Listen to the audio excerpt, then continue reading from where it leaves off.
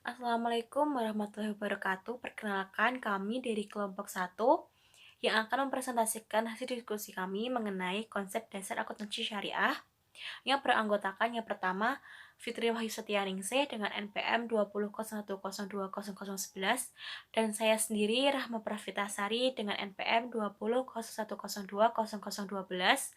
Lalu terdapat Nila Asfiatun Juliana dengan NPM 20.01.02.0013. Yang keempat terdapat Agustina Wulandari dengan NPM 17.01.02.0057 dan yang terakhir terdapat Muhammad Sabit Imana dengan NPM 20.01.02.0026. Oke, di sini kita akan membahas yang pertama pengertian akuntansi syariah. Definisi bebas dari akuntansi merupakan identifikasi transaksi yang kemudian diikuti dengan kegiatan pencatatan, penggolongan, serta pengiktisaran transaksi tersebut sehingga menghasilkan laporan keuangan yang dapat digunakan untuk mengambil sebuah keputusan. Definisi bebas dari syariah sendiri yaitu merupakan sebuah aturan yang diterapkan oleh Allah Subhanahu wa taala untuk dipatuhi oleh manusia dalam menjalani segala aktivitas hidupnya di dunia. Jadi, akuntansi syariah dapat diartikan sebagai proses akuntansi atas transaksi-transaksi yang sesuai dengan aturan yang telah ditetapkan oleh Allah Subhanahu wa taala. Akuntansi syariah juga dibutuhkan dan berbeda dengan akuntansi konvensional, mengingat dilahirkan dari sistem nilai dan aturan yang berbeda. Sebagaimana dijelaskan oleh Harahap pada tahun 2004 dalam International Scientific Conference View of Islamic Culture Approach for Accounting Research di Osaka. Oleh sebab itu, akuntansi syariah diperlukan untuk mendukung kegiatan yang harus dilakukan sesuai syariah. Berikutnya terdapat perkembangan transaksi syariah. Perkembangan pesat dalam kegiatan usaha dan lembaga keuangan seperti bank, asuransi, pasar modal, dana pensiun, dan lain sebagainya yang berbasis syariah. Dalam 3 dekade terakhir, lembaga keuangan telah meningkatkan volume dan nilai transaksi berbasis syariah yang tentunya meningkatkan kebutuhan terhadap akuntansi syariah tersebut. Perkembangan pemikiran mengenai akuntansi syariah juga makin berkembang yang ditandai dengan semakin diterimanya prinsip-prinsip transaksi syariah di dunia internasional. Perkembangan lembaga keuangan syariah selanjutnya di dunia Indonesia tahun 1998 masih belum pesat karena baru ada satu bank syariah dan 78 bank pengkreditan rakyat syariah atau BPRS yang beroperasi. Pada buku Akuntansi Syariah di Indonesia, pada halaman 4 dan juga 5, dijelaskan mengenai daftar perkembangan jumlah kantor bank syariah di Indonesia. Berdasarkan data di atas, dapat diketahui bahwa terjadi peningkatan bank syariah dan BPRS baik dari jumlah bank maupun jumlah kantor pelayanan tersebut. Pertambahan jumlah bank syariah meningkat pada tahun 2009 dengan dikeluarkannya izin bank baru yaitu Bank Bukopin Syariah, Bank Panin Syariah, dan BRI Syariah. Perkembangan di Indonesia sendiri diawali dengan berdirinya asuransi takaful yang dibentuk oleh PT Syarikat Takaful di Indonesia atau biasa disebut dengan STI sebagai holding company pada tahun 1994. Persiapan pendirian dilakukan dengan studi banding ke Malaysia pada bulan September 1993. Malaysia memang merupakan negara ASEAN pertama yang menerapkan asuransi dengan prinsip syariah sejak tahun 1985 dan dikelola oleh Syarikat Takaful Malaysia. Setelah melalui persiapan yang matang, STI mendirikan PT Asuransi Takaful Keluarga pada tanggal 25 Agustus 1994 dan PT Asuransi Takaful Umum pada 2 Juni 1995. Berikut adalah perkembangan asuransi di Indonesia hingga tahun 2009. Pada tabel di halaman 6 dan juga 7 menjelaskan mengenai perkembangan asuransi di Indonesia hingga tahun 2009. Sektor syariah yang sedang berkembang adalah transaksi investasi syariah dan sektor keuangan non-bank. Transaksi ini terus mengalami peningkatan, di antaranya yang pertama terdapat obligasi syariah atau sukuk, yang kedua pasar modal syariah, yang ketiga dana pensiun syariah, yang keempat pendanaan proyek syariah, dan yang kelima real estate syariah. Perkenalkan, saya Nila Asfiatun Yuliana, NPM 20.01.02.0013. Di sini saya akan melanjutkan pemaparan materi yang berikutnya, yaitu mengenai perkembangan akuntansi syariah Wiroso pada tahun 2011. Di sini untuk periode yang pertama yaitu sebelum tahun 2002 Walaupun Bank Muamalat sudah beroperasi sejak tahun 1992, namun hingga sampai dengan tahun 2002 belum terdapat PSAK atau yang bisa disebut sebagai pernyataan standar akuntansi keuangan yang mengatur, sehingga pada periode ini masih mengacu pada PSAK 31 mengenai akuntansi perbankan. Walaupun tidak dapat dipergunakan sepenuhnya, terutama paragraf-paragraf yang bertentangan dengan prinsip syariah seperti perlakuan akuntansi untuk kredit. Lalu yang kedua yaitu periode pada tahun 2002 sampai dengan 2007. Di sini sudah ada PSAK 59 akuntansi perbankan syariah yang dapat digunakan sebagai acuan akuntansi untuk bank umum syariah, bank pengkreditan rakyat syariah, dan kantor cabang syariah, sebagaimana yang tercantum dalam ruang lingkup PSAK tersebut. Lalu pada tahun 2007 hingga saat ini, pada periode ini DSAK atau yang bisa disebut sebagai Dewan Standar Akuntansi Keuangan telah mengeluarkan PSAK Syariah yang merupakan perubahan dari PSAK 59. KDDP LKS atau Kerangka Dasar Penyusunan dan Penyajian Laporan Keuangan Syariah dan PSAK Syariah digunakan baik oleh syariah maupun entitas konvensional yang melakukan transaksi syariah baik sektor publik maupun sektor swasta. Lalu yang selanjutnya yaitu Islam dan Syariah Islam. Di sini ada dasar-dasar ajaran Islam, yaitu ada akidah. Akidah sendiri berasal dari bahasa Arab yaitu akal yang berarti ikatan. Sedangkan menurut ahli bahasa, akidah sendiri merupakan perjanjian yang teguh dan kuat terpatri dalam hati dan tertanam di dalam lubuk hati yang paling dalam. Jadi akidah ini sendiri bagaikan ikatan perjanjian yang kokoh dan tertanam jauh dalam lubuk hati sanubari seorang manusia. Di sini substansi dari akidah adalah keimanan, sebagaimana terangkum dalam rukun iman atau pokok-pokok keimanan Islam, yaitu yang pertama iman kepada Allah, yang kedua iman kepada malaikat, yang ketiga iman kepada kitab-kitab, yang keempat iman kepada nabi dan rasul, yang kelima iman kepada hari akhir, dan yang keenam yaitu iman kepada qada dan qadar. Yang selanjutnya, bagaimana manusia menyikapi ajakan Allah Subhanahu wa taala untuk mengimani rukun iman di atas. Di sini dapat dikelompokkan menjadi 5 golongan. Yang pertama yaitu mukmin. Mukmin sendiri yaitu golongan manusia yang menerima dan meyakini rukun iman yang 6 itu dengan tulus dan jujur sepenuh hatinya. Lalu yang kemudian diucapkan melalui lisan serta dibuktikan dengan perilaku serta perbuatan. Yang kedua yaitu ada golongan kafir. Golongan kafir yaitu golongan manusia yang menolak rukun iman secara terbuka dan terang-terangan. Yang ketiga yaitu golongan munafik, yaitu golongan manusia yang berpura-pura menerima akidah Islam.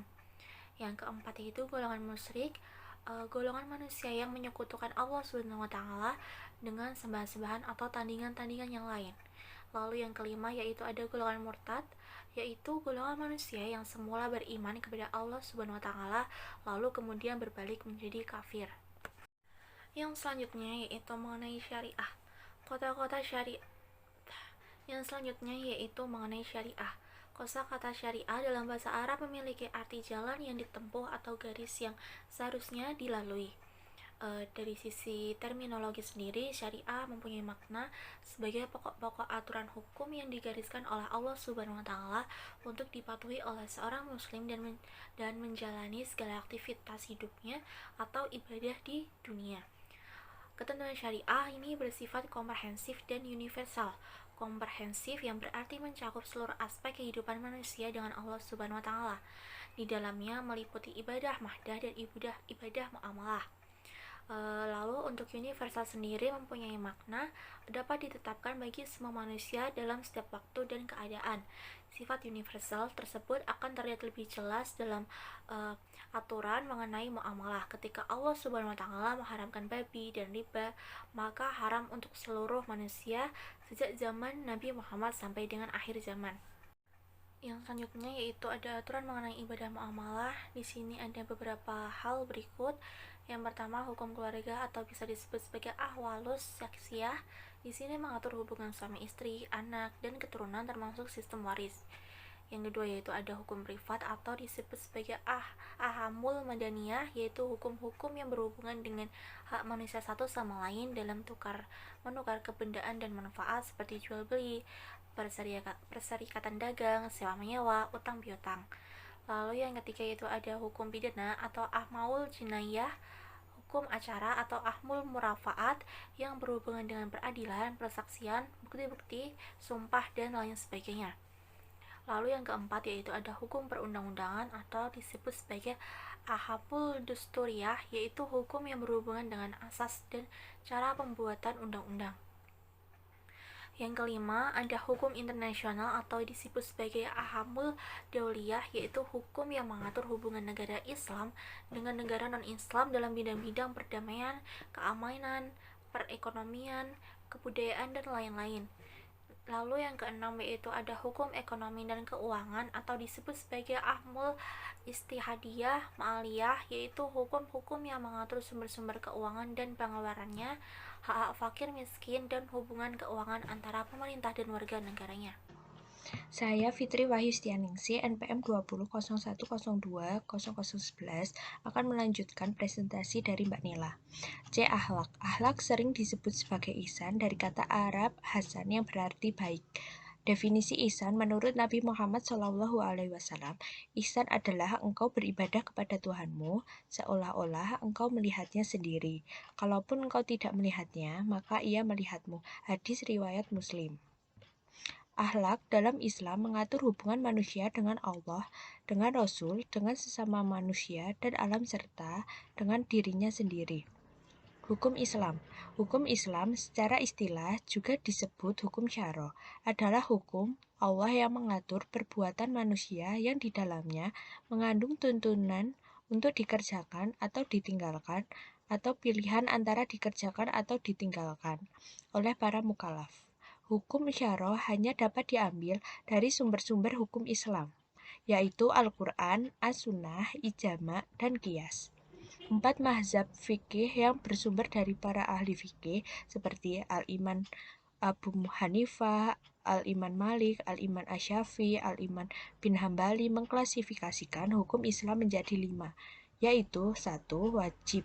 Wajib adalah suatu perbuatan yang apabila dikerjakan akan mendapatkan pahala dan apabila ditinggalkan akan mendapatkan dosa. Yang kedua, mandub atau sunnah. Ialah perbuatan yang apabila dikerjakan akan mendapatkan pahala dan apabila ditinggalkan oleh orang yang meninggalkan tidak mendapatkan dosa. Yang ketiga, haram. Haram ialah perbuatan yang apabila ditinggalkan akan mendapatkan pahala dan apabila dikerjakan akan mendapatkan dosa. Yang keempat, makruh. Makruh ialah perbuatan yang apabila ditinggalkan akan mendapatkan pahala dan apabila dikerjakan tidak mendapatkan dosa. Yang kelima, mubah. Mubah ialah suatu perbuatan yang bisa dikerjakan, tidak mendapatkan pahala, dan bila ditinggalkan, tidak mendapatkan dosa. Seseorang dikatakan telah mengamalkan hukum syara jika dia memang telah mengetahui hukum syara atas perbuatannya. Kemudian dia melaksanakan perbuatan itu dengan niat menjalankan syariah, termasuk untuk hal-hal yang sifatnya mubah. Sasaran hukum Islam. Yang pertama, penyucian jiwa. Penyucian jiwa dimaksud agar manusia mampu berperan sebagai sumber kebaikan, bukan sumber keburukan bagi masyarakat dan lingkungan.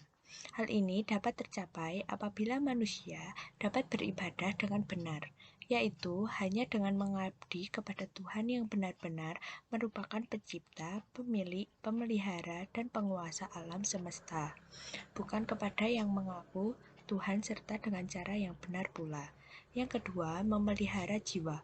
Al-muhafadzah ala nafs.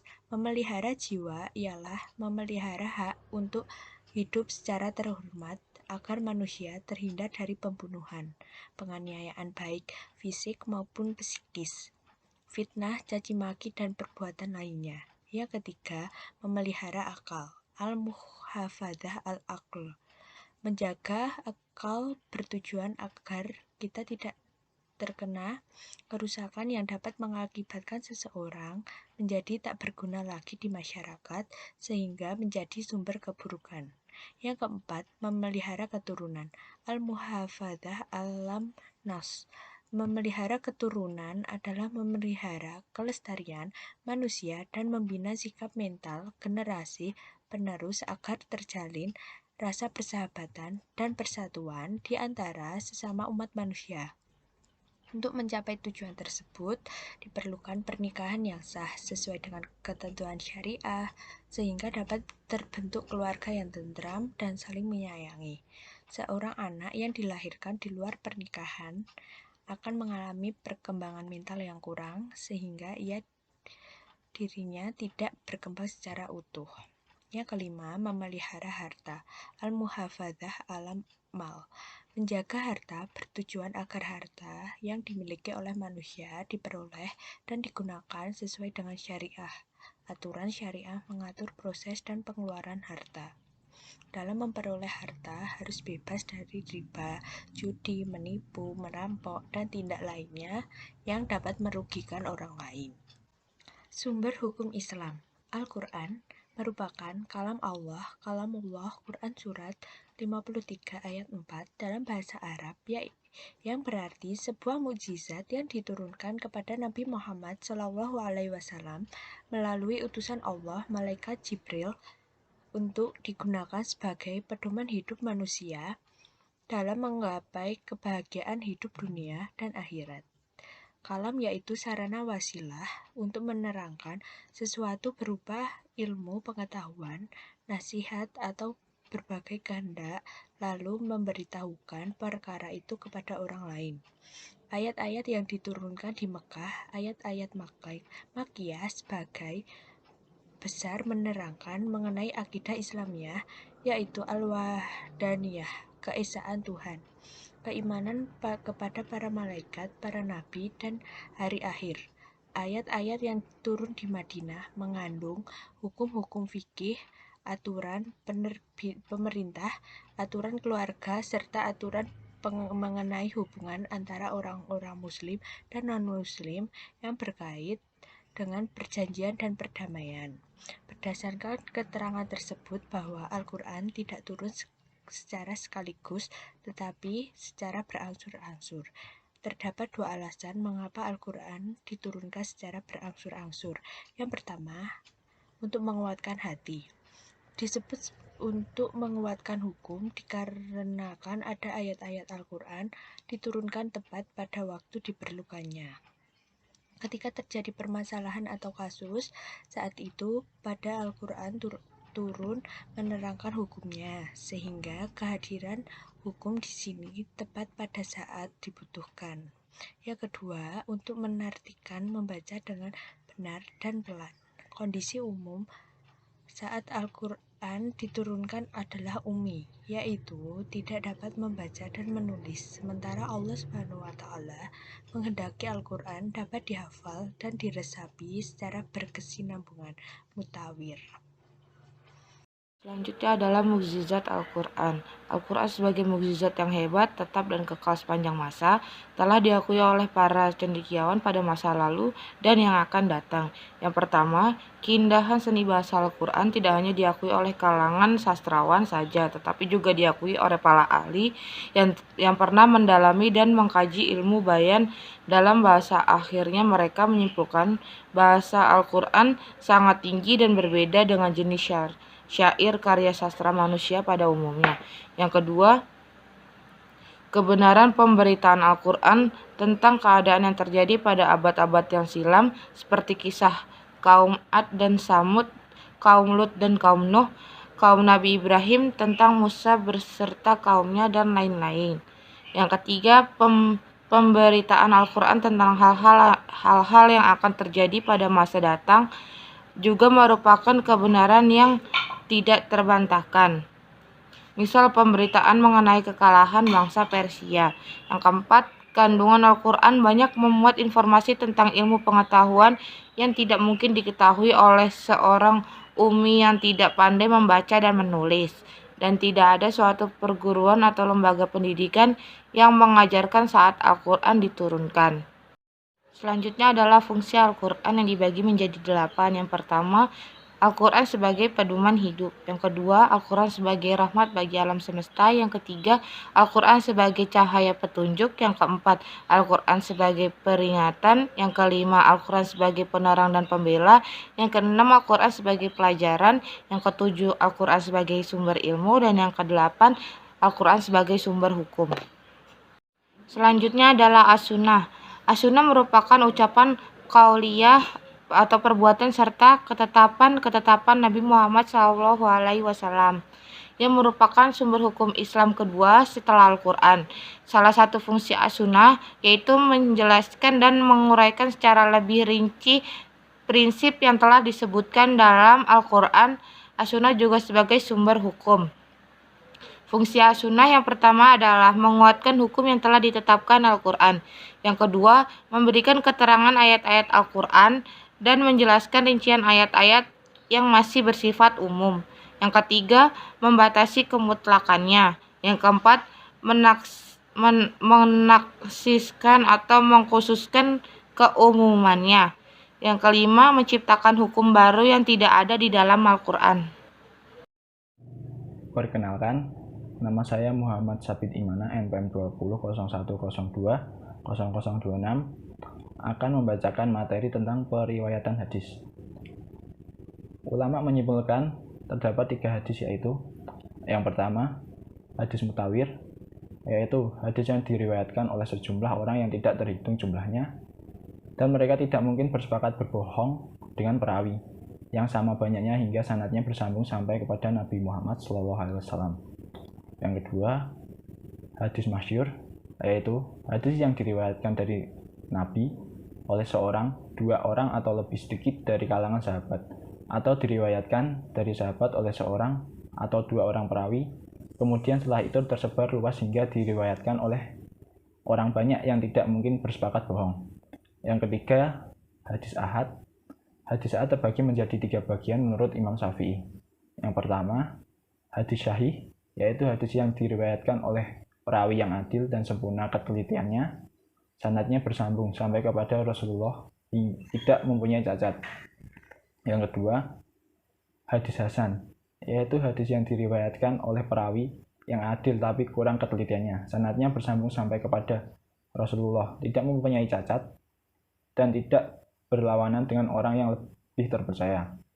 Yang ketiga, hadis dhaif, yaitu hadis yang tidak mempunyai syarat-syarat hadis syahih dan hadis hasan. Selanjutnya, ijma merupakan sepakatan para mujtahid dalam suatu masa setelah wafatnya Rasulullah SAW terhadap hukum syarah yang bersifat praktis dan merupakan sumber hukum Islam ketiga setelah Al-Quran dan As-Sunnah. Menurut Imam Syafi'i dalam Zahrah 1999, tingkatan ijma sebagai berikut. Yang pertama, ijma syarih, yang kedua ijma sukuti, dan yang ketiga ijma pada permasalahan pokok. Terjadinya ijma didasarkan atas hadis yang diriwayatkan secara perseorangan tidak dapat dijadikan hujah. Dengan alasan ijma yang dapat dijadikan hujah adalah yang bersifat tegas dan jelas. Jika tidak tegas dan jelas, maka ijma tersebut telah kehilangan fungsinya. Akan tetapi, sebagian ahli ushul fikih berpendapat bahwa ijma boleh diriwayatkan secara perseorangan karena selain ijma sahabat, tidak satupun ijma yang diriwayatkan secara mutawil. Yang selanjutnya kias. Kias menurut bahasa ialah pengukuran sesuatu dengan yang lainnya atau penyamaan sesuatu dengan sejenisnya. Sedangkan menurut terminologi, definisi kias secara umum yaitu suatu proses penyikapan kesamaan hukum, suatu kasus yang tidak disebutkan dalam suatu dalil baik di Al-Quran dan As-Sunnah, dengan suatu hukum yang disebutkan dalam dalil tersebut, karena ada kesamaan dalam alasannya. Kias dianggap sebagai sumber hukum apabila memenuhi persyaratan yaitu sepanjang mengacu dan tidak bertentangan dengan Al-Quran dan As-Sunnah, serta kias juga sesuai dengan logika yang sehat. Sekian presentasi dari kelompok kami. Apabila ada tutur kata yang salah dalam pembacaannya, kami mohon maaf. Wassalamualaikum warahmatullahi wabarakatuh.